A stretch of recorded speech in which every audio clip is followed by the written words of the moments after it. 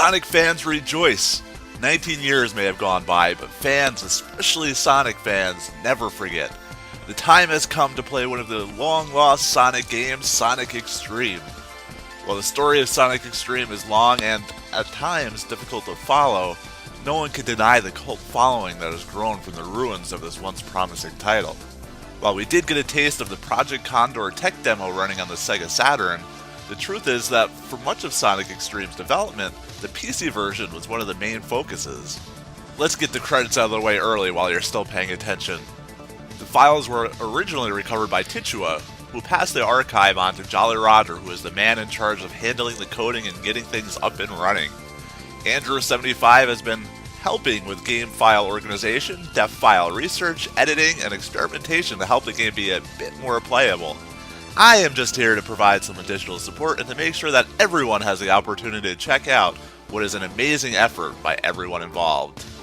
This tech demo was recovered from the ashes of Point of View following the studio's closure in 2010. The studio was tasked with making a Sega Saturn title based on the work that Sonic X-treme's primary developers, Sega Technical Institute, were doing. This build is based on STI's work. To be more specific, this build is based upon version 37 of the engine. The tech demo is just a slice of work that was being done on Sonic X-treme, frozen in time and luckily recovered in what is surely a small miracle. The code itself was in the middle of a huge rewrite, so that further compounds issues, as you might imagine. This was not intended for the general public, so if you're expecting a finished, polished game, you are bound to be disappointed.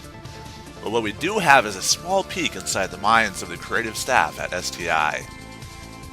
On to the short technical details of this release. When the code was initially found, it only ran on Windows 95 with an NV1 graphics card. The NV1 is unique in that it uses quadrilateral polygons, rather than the triangles that have since become the norm. Now, very few of us have a system like that just lying around, so Jolly Roger took it upon himself to edit the code so that it could run on a modern Windows OS using OpenGL. Some minor tweaks to the code were made so that the build could actually be playable, but essentially, it is as if nothing has changed. If it didn't have to be changed, it wasn't. As a result, it is true that this is not just the code that STI had written, but is as close as possible while still being playable. For the game preservationists like myself out there, rest assured, the original files have been backed up and are preserved.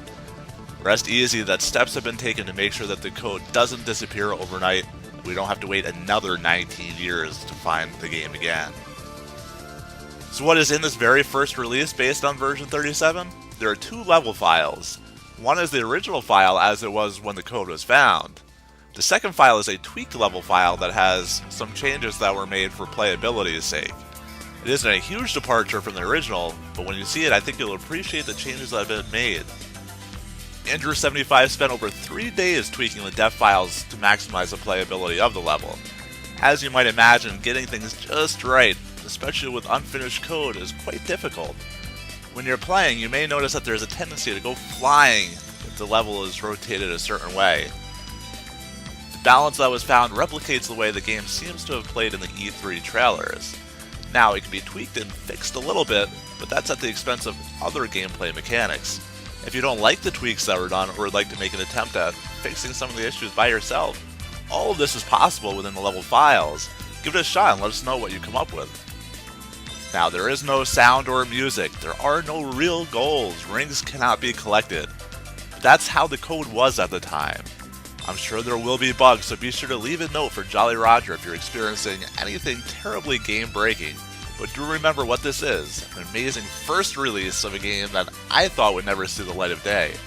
Don't thank me, thank the work of everyone else involved, including Jolly Roger and Andrew75, the whole crew at Sega Technical Institute, Point of View, the Assembler Games community, Sonic Retro, and everyone else that has helped make Sonic X-treme what it is today. So why are you still watching this video? Go out and play it yourself!